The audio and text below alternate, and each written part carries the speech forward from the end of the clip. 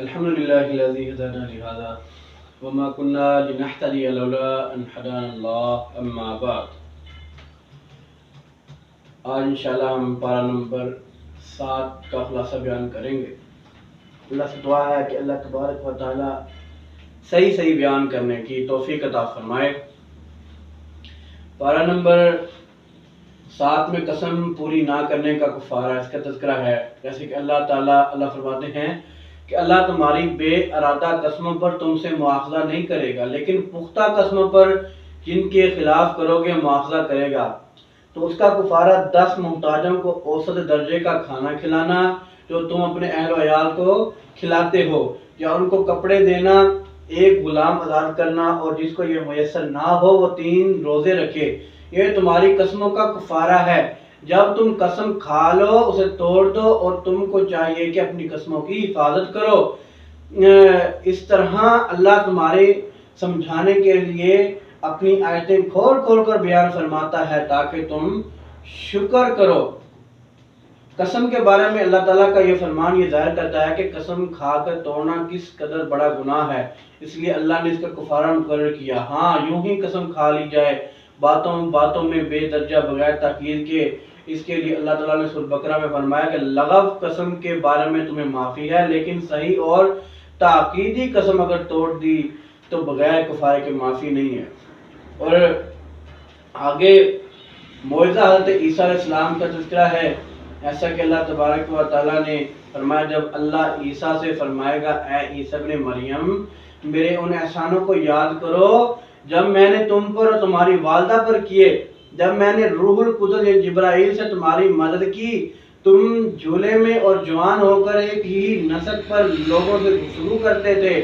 اور جب میں نے تم کو کتاب اور دانائی اور تورات اور انجیل سکھائی، اور جب تم میرے حکم سے مٹی کا جانور بنا کر اس میں پھونک مار دیتے تھے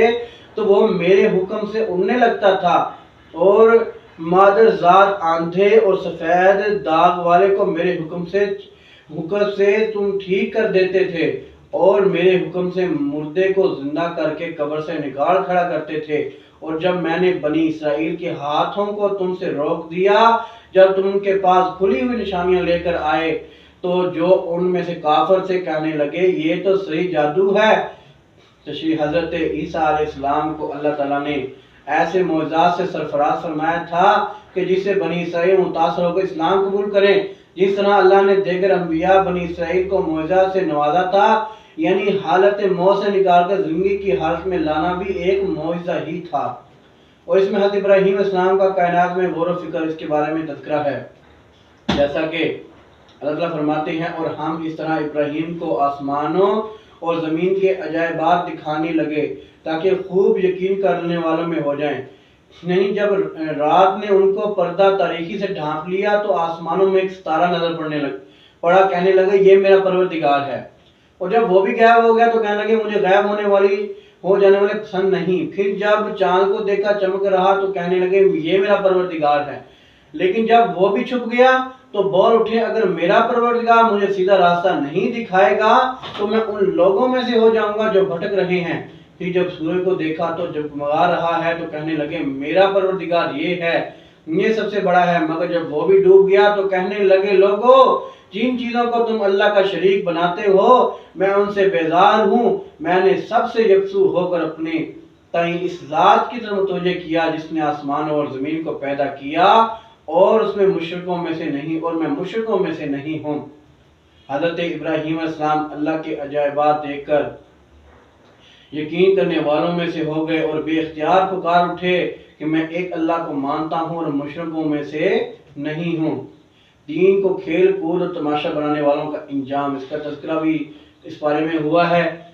اللہ فرماتے ہیں اور جن لوگوں نے اپنے دین کو کھیل اور تماشا بنا رکھا ہے اور دنیا کی زندگی نے ان کو دھوکے میں ڈال رکھا ہے، ان سے کچھ کام نہ رکھو۔ ہاں، اس قرآن کے ذریعے نصیحت کرتے رہو تاکہ قیامت کے دن کوئی اپنے اعمال کی سزا میں ہلاکت میں نہ ڈالا جائے۔ اس روز خدا کے سوا نہ تو کوئی اس کا دوست ہوگا اور نہ سفارش کرنے والا،